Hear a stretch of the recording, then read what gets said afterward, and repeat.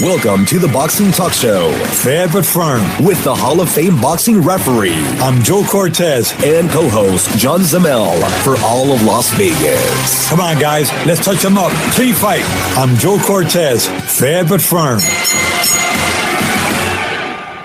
Well, here we are once again on the Fair but Firm show here. Monday morning here in sunny Las Vegas, the entertainment capital of the world, and of course, the sports capital of the world, where all the fights are held at. You know what? We went to an event last week. They said it was the sports capital of the world. Everybody's up there talking, but I didn't see anybody there for the boxing scene, not up on the podium. Bob Bennett should have been up there. I went up to Bob Bennett and said, Bobby, how come they don't have you up on the top? This is the sports capital of the world now. It is the boxing capital of the world. We open the doors to the sports world. Anyway, here we are in Las Vegas. My co-host, John Zimmel. Yes, my friend. Okay, my man, you ready to rock and ready, roll? Baby. I'm excited. I've been excited all week about this, man. Yeah. We're excited about the sunny weather. There's nothing much happening as far as boxing. A little dead right now. We had one fight yesterday afternoon. We had a nice Lamont Peterson with Lupinets. Yeah, with Sergey Lipinets.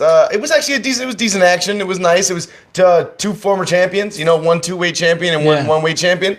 It was a proper send-off for Lamont. He went out fighting, but what did you think of it? Well, you know, he fought his heart out, and he's seen his better days. And at least he went out in the class style. He said a farewell to the fans out there. Mm-hmm. And of course, you won't see a guy go out like that. Now, what's after boxing for him? Where does he go? I hope he saves some money so he can have the kind of business rolling. Yeah. But if not, I'd like to see there's a guy named Warren, a former cruiserweight champion, was refereeing a fight the other day. I said, well, that's good. At least stay in the business. Get into the business, become a boxing judge, become a trainer or something. Be a trainer, be a referee. There's life after boxing, Exactly. And just life after being in the ring, for sure. You can stay in boxing without having to. Look at you. Yeah. You stayed in boxing forever. You haven't put a glove on in what? A while. Yeah, this morning. I put these on this morning. Bag work. But anyway, we're having some fun out here in Vegas, and I was able to retire from boxing as a fighter, as a referee. And I'm still in the game, just having some fun and getting as much information out there as I can. I really love the sport. It's in my blood. You can't get it out of me, so I must stick with it behind the mic or in front of the camera and just give all the information we can and have some fun. Oh, my gosh. One day you and I are going to be sitting at ringside, calling one of the pay-per-view fights. I'm looking forward to that, my friend. Doing the color commentating, call it the way it is. The shots to the body. We know what it feels like. I've been in there, and I've been there with the referees. I know what they're thinking about. So what we want to try to do is try to get enough information out there for the referees so they can keep on going with their career. There's nothing wrong with that, baby. That's a good thing. It's important to, like we always talk about, boxing's all about infrastructure. We built it from the ground up. Like everything that there is, look at London right now. 20, 30 years ago, look at the country of England. They weren't a boxing capital. Now they are almost the boxing capital. So much of what's talked about online and discussed in the boxing world runs through London, England, or just the UK in general. Yeah. And it's awesome to watch. And that was started, like you always talk about, from the ground up, from starting with trainers, starting with refs, starting with judges, starting with promoters. And then it translates into great boxers, great fans, and then now you have, kind of the epicenter of the pulse of boxing is in the UK right now. Well, the thing is, they started with a nice foundation. They got strong. They learned all the basics, and then they got the trainers, the referees, the fighters, everything started building from there. Now there's like a big empire in boxing around the world. And you can see that happening right now in a lot of Asian countries too, where they're starting to develop the foundation, and you see it in a lot of African countries too, where they're starting to develop the foundation, and it's awesome. It's what's made our sport so global and so beloved throughout the world. It might be niche, but it's enormous, and that's what I love about it. Yeah, the thing is that the folks in boxing, the promoters, the managers, being that's a big business, they can see, the money coming in from all different angles. If you promote it right and have the right talent. You got good talent, promote the fights right. Before you know it, they're super champions. Like, look at Manny Pacquiao. Manny Pacquiao. Came out of poverty, out of the Philippines. He's a big king today. Exactly. A household name all over the world. And made it. He was selling donuts in the streets. He was selling all kinds of stuff. He was young. I mean, really in poverty. And today, he's helping a lot of people out there who are suffering also in poverty. Yeah, his story is unbelievable, right? And there's a million of those in boxing. Yeah, and they pay it forward. And most of these guys you see out there, they were paying it forward. Some of these fighters don't know how to keep some of their money. I hope that Manny keeps some of that money. Yeah, he's made enough of it, man. So he can share it a little bit, but keep something for himself so he can keep going for him and his family as well. Yeah, no, absolutely, man. Well, if he stops. This is a guy who just keeps on going, man. I mean, we've been talking about him for forever now, and he's going to keep going. He's been doing it forever, and He keeps on getting the right sponsorship behind him, and we can be a household that keeps on with the Kellogg's and with the Wheaties, you name it. Any company that's out there. he's doing it, man. He's doing and it. keep making the money, keep coming. He wants to give it out, give some of it out, but keep a lot for yourself as well. Absolutely, man. Hey, he had a great fight this year. I mean, that's one thing I do want to. I'm glad because look, we've had a busy year, a busy first quarter, and it's getting busier. I don't know if you guys know, but April is jam packed. May is jam packed. June is jam packed. Every single thing in this, I mean, literally, in April alone, you have Terrence Crawford. You got, you look it up. It's insane the amount of fights that you have coming up just in every single weekend. And so it's nice that we're able to look back a little bit. We have this week to reflect and think about what's coming forward, and it's pretty exciting to be 100% honest with you. I'm very excited. Now, I'm looking forward for that Amir Khan and Terrence Crawford's fight. Terrence Crawford is probably pound for pound one of the best in the world, but fighting Amir Khan, who's a veteran. British fighter. Yes, an absolute fan favorite for a reason. He never goes out there. He always tries to win the knockout. He doesn't, a lot of people, he always tries to win. Some guys, they start losing around the ninth, eighth, sixth, whatever round, and then they go, oh, well, I just want to survive. Amir Khan's never done that. He'll go out swinging every single time, and it's led to his reputation of being a bad defensive fighter, which is fair, being chinny, which is fair, but a lot of it is, when you close up, especially when you're a fighter of Amir Khan's talent, he's not doing that. He goes out swinging, and he wants to win every single fight he's in, and I love seeing that against a guy like Terrence Crawford, who goes for the kill every time. It's going to be an interesting fight. Talking about those British fighters, I mean, I keep thinking about Tyson Fury when he fought Deontay Wilder a couple of months ago. Amazing I mean, he's a guy, everybody thought he was down and out. Even coming into the fight, nobody gave him a chance. No. Because all the problems, the weight, the obesity, the alcohol, the cocaine, the depression, drugs, everything. The steroid suspension, you name it. He had everything against him, and he comes back and got knocked out in the 12th round and woke up.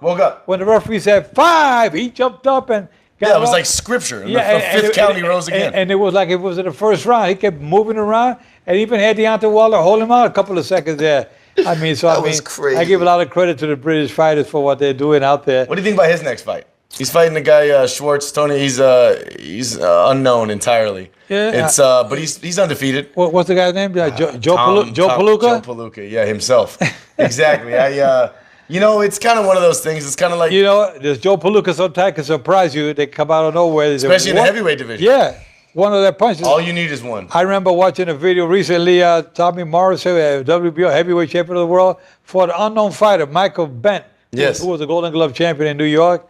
Him and his brother, and I remember his father. I knew him personally. His father won the New York State lottery twice, not once, twice. That's amazing. And the kid becomes heavyweight champion of the world, but then he gets bumped off after that. Yeah, who beat him? Do you know? I don't recall who beat him. It doesn't matter, but that was a great. I think it was called the Truth Williams. But Michael Bent knocked out Tommy Morrison. Tommy Morrison was ready.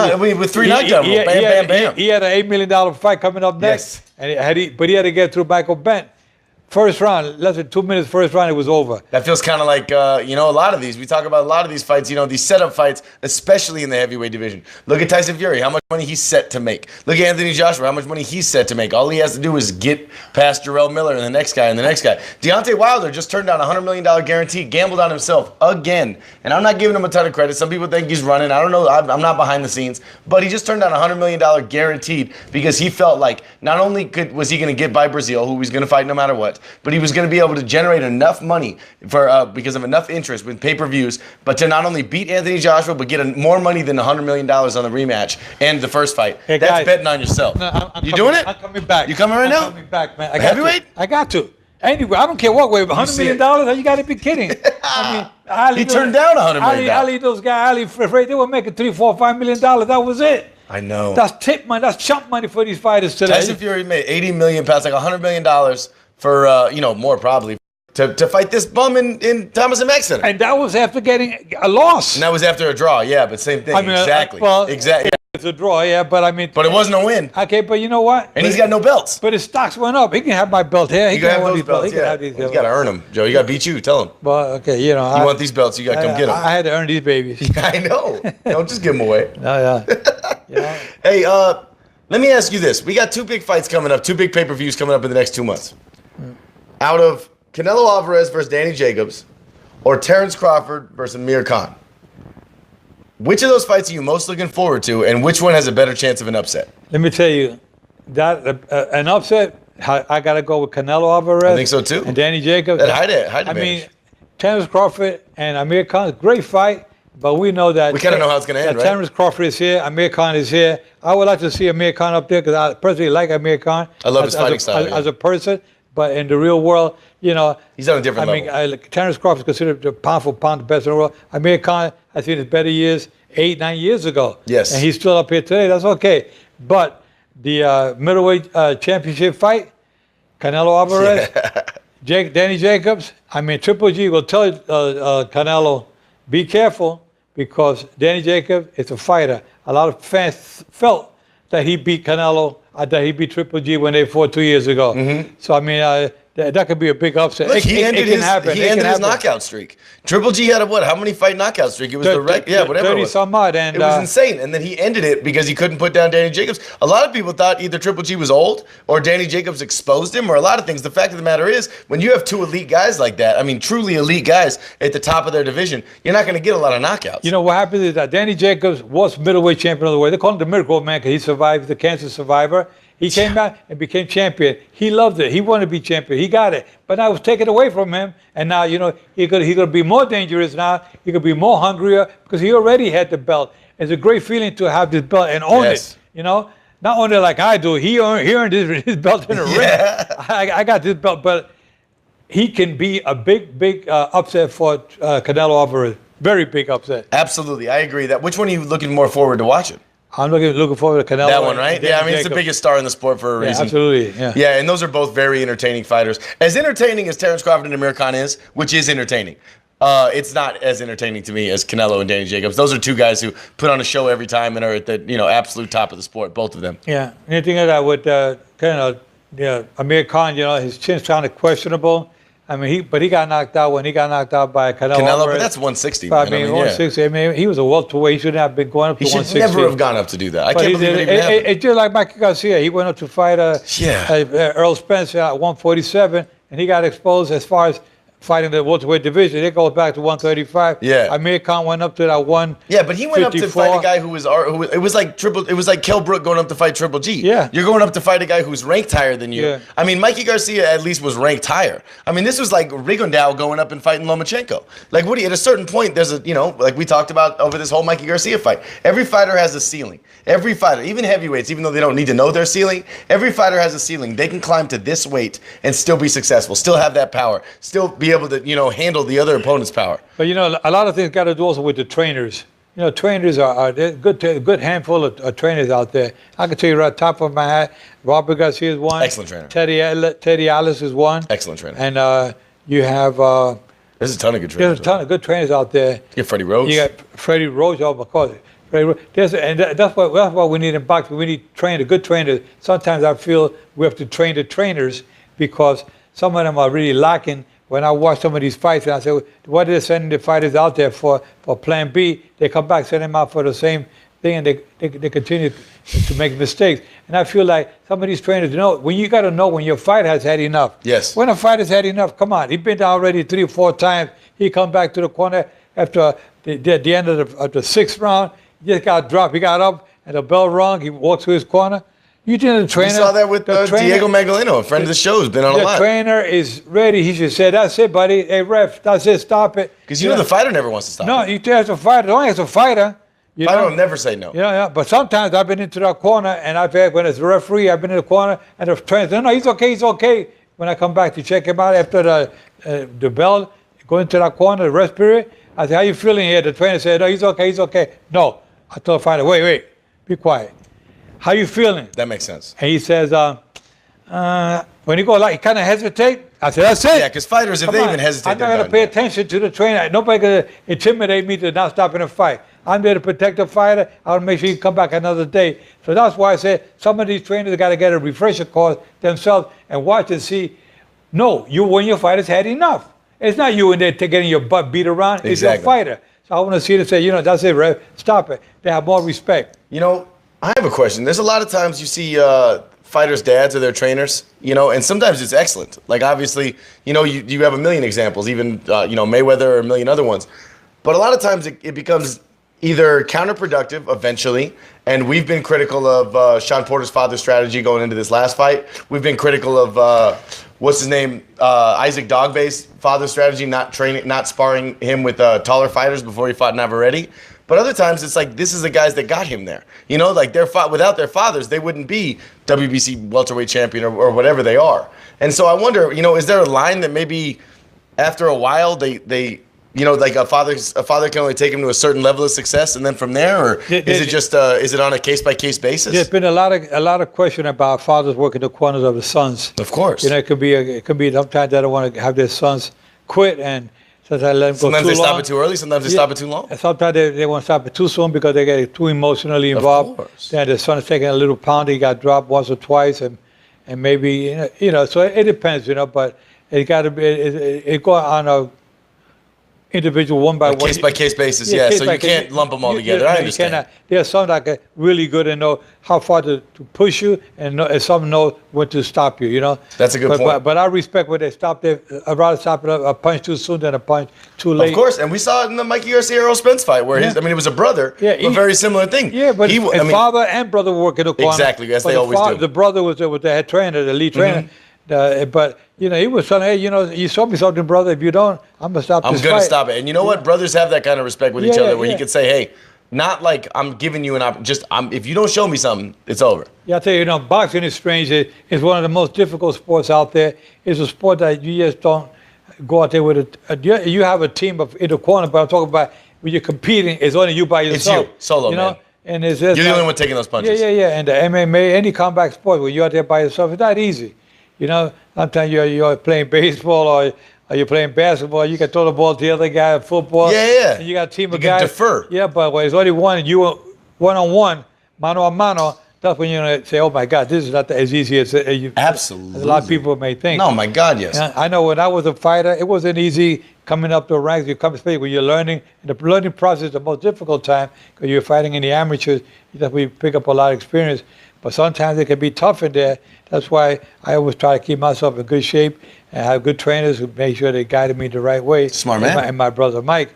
But I tell you that it was good. It was good. It's a sport that's very competitive, being in that ring by yourself, but it makes you a better person. You see all these fighters. What I like most of all is at the end of the fight with these guys, the last bell, and they hug each other. They embrace each other. It's a beautiful thing. It is a beautiful thing. I mean, after kicking the other one butt back and forth. Yeah, that's so nice to see that, man. Always that level of sportsmanship, because they're the only two that know, you know, what it was like to be in that exact war. Yeah. And then you see them after the fight. You see them all together. They're the nicest people you're going to be around with. Usually, man. Yeah. Most of the time, yeah. Since we're doing a recap, I want to ask you, because we're kind of doing the end of the first quarter kind of thing. What's been your favorite fight this year? What's been the one that you enjoyed the most? I tell you, I can't forget Deontay Wilder with Tyson Fury. Yeah, I mean that was last year, but I know what you mean. Well, yeah. It was recently. Yeah. It was okay, this year so far, I gotta say, wow, this. Pacquiao Broner was a good fight. You know, it was. Caleb Plant versus Uzcategui was a great fight. It was a great fight, but with name recognition, I say Manny Pacquiao and Adrian Broner. That would be my fight of the quarter so far too. Because you know Manny Pacquiao, I mean, they thought that he was finished. 40 years of age. Everybody remember that knockout he got from Juan Manuel Marquez in that 34 years ago, man. Yeah, and that was his fourth fight. And I said, well, you know, he was only, 36 then? Yeah. And now he's 40, so you know what? He still looks as sharp as he did before he looks better. I mean, he looks better than he did right after that knockout. You know what it is sometimes? You learn from your mistake. Yeah. And you get hit with some punch. You say, I'm not going to let that happen to me again. He's been a lot less reckless. And he had to change his style. And there were some growing pains. Yeah, he made some adjustments. And that's what you do. You go back to the drawing board and you learn, you pick up from it, and you come back a little bit better. Look at the Jeff Horn fight, objectively. Yes, I think that I scored it for him over Jeff Horn, obviously. But Jeff Horn shouldn't even have been in the conversation with him. Like, I feel like if Manny Pacquiao fought Jeff Horn this weekend, he would destroy him. So I feel like he had to kind of come back a little bit. He found his new, less frenetic, more measured style against Matisse. Right. And he's been able to sharpen it even more against Broner. And it was exciting. Talking about Matisse. I hear he's coming back. Is he? Oh, God. Is it coming back? No. Is it Matisse or is it the Maidana? Maidana. Maidana's coming back. Now we're talking it. Chico. Man, I saw him. He got knocked out by. Actually, he got knocked down a couple of times. He fought Victor Ortiz. Yes. They knocked each other down 4 times in the first 2 rounds. It's a good fight. And then it was Victor Ortiz getting knocked out. But I mean, it was a great fight. But here we're talking about Michael Maidana coming back. But last picture I saw of him, he's having a lot of that. He looked like Jerome Miller, didn't he? I tell you, he's kind of on the heavy side. It's gonna be hard to come back. Super heavy. He says he's coming back to 147. 147. Shoot, from the money that has been rumored, I'd come back to 147. He even has to cut off his legs and his arms. He'll make weight. To make 147. Even then. Yeah.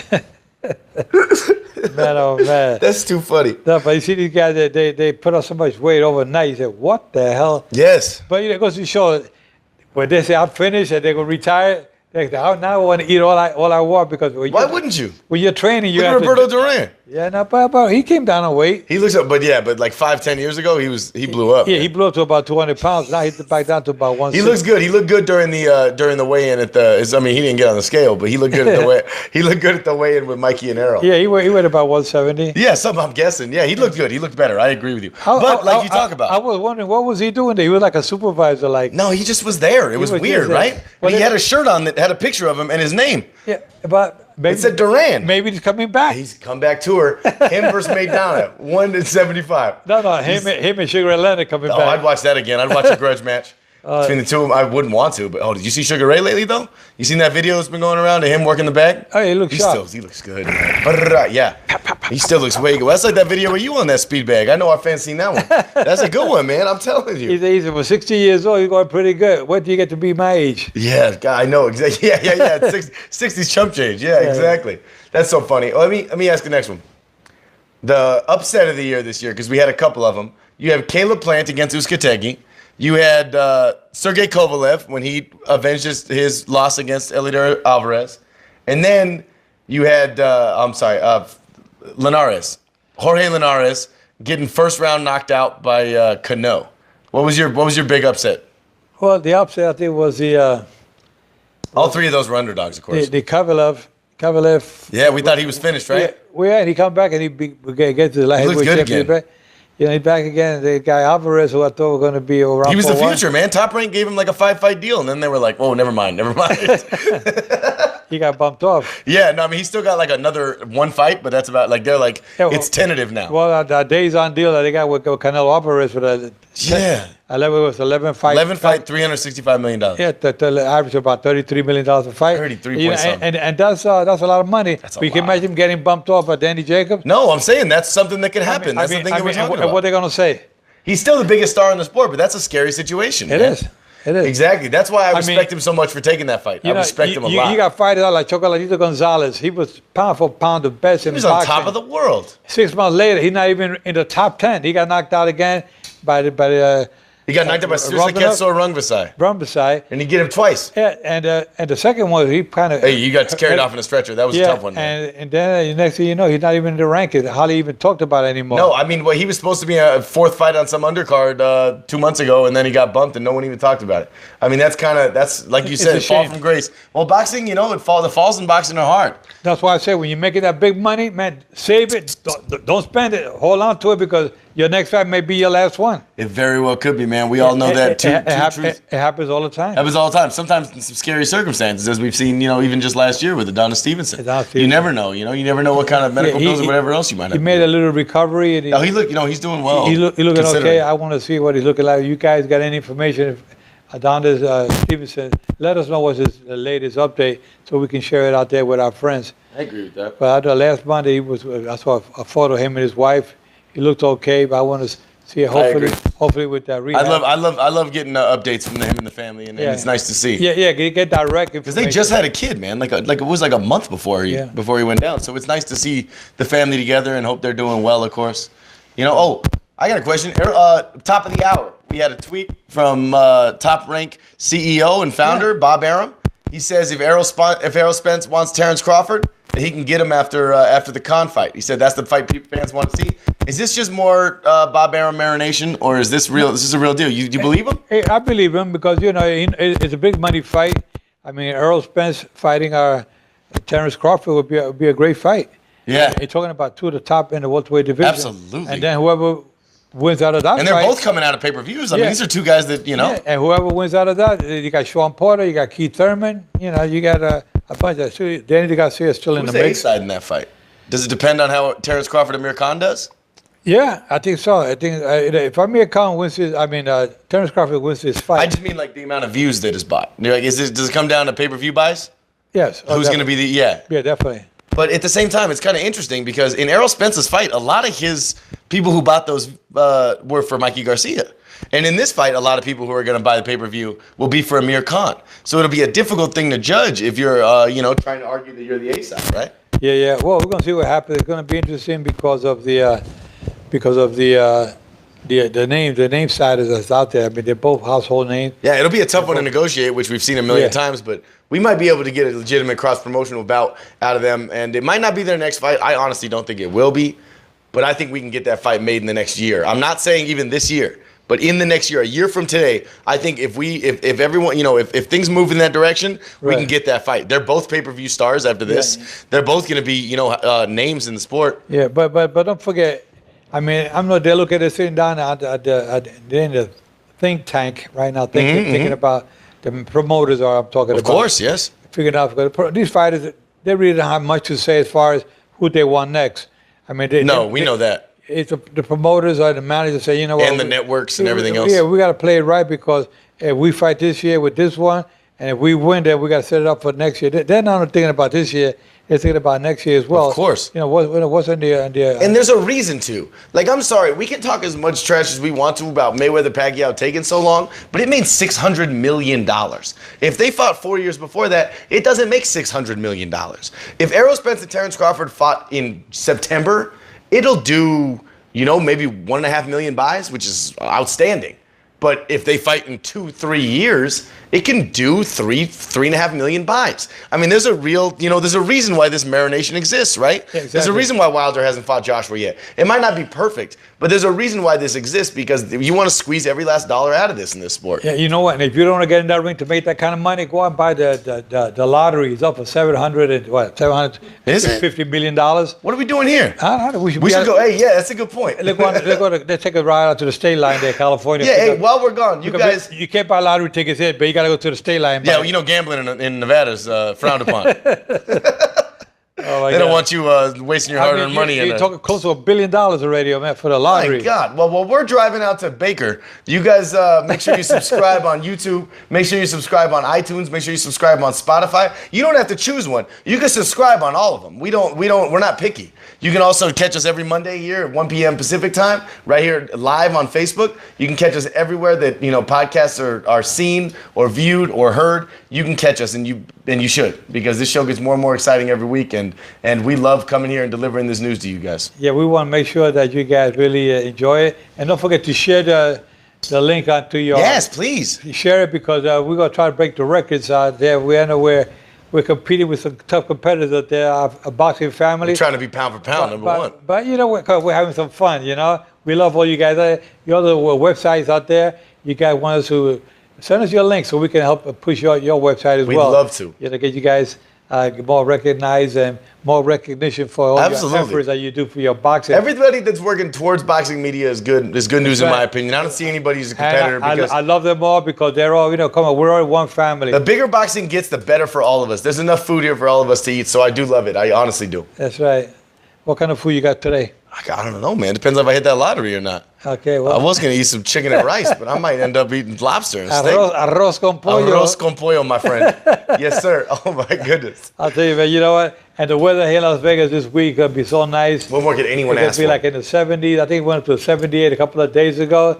You guys, we hate to brag about the weather here in Vegas, but if you want a nice weather, this is where you want to be. Yeah, and our longtime viewers have heard us complain when it was cold. And we complain when it's hot. Yeah. So when we talk about it, and that's the good thing about this show. You get sports, you get news, you get weather, you get a little bit of comedy. There's nothing you don't get. Oh yeah, we talk food sometimes. Yeah, it's a variety show more than it is a boxing and show. right now you see us with these vests and whatnot. In a couple of months you'll see us naked from the maybe, waist man. up, Yeah. I mean, it'll be so hot. It'll be 115 degrees out there. Yes, it will be. Yeah, hey, the guys, vest is a thing of the past by then. Guys, take care. But I wish you guys the very best. We love you guys. Stay in touch. And don't forget, next week, have some questions for us. We'd like to keep love it to back and answer your forth. questions. Any questions, we'd like to answer them for you. Stay well. Keep your guards up at all times. And remember, I'm fair, but I'm firm. Touch him up, buddy. God bless.